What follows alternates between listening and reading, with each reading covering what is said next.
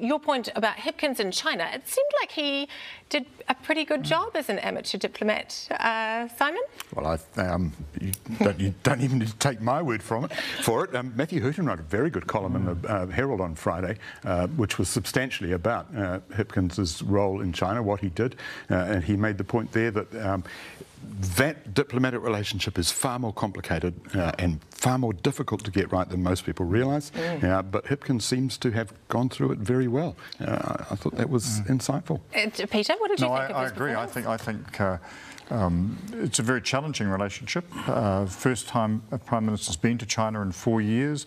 There's all these other stuff swirling around about whether or not Mahuta was attacked by the Chinese Foreign Minister. I thought Hipkins did exceptionally well.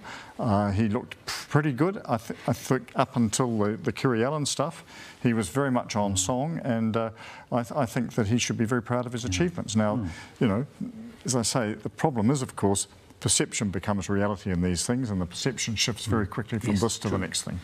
It's brutal, isn't it? You know, you can do a good job and the next day you're back into it. Shane? Look, I thought it was quite a nuanced way in which they structured it. They had Minister Mahuta. She did have a full and frank exchange. She's been reasonably strong on the issues in terms of human rights within China.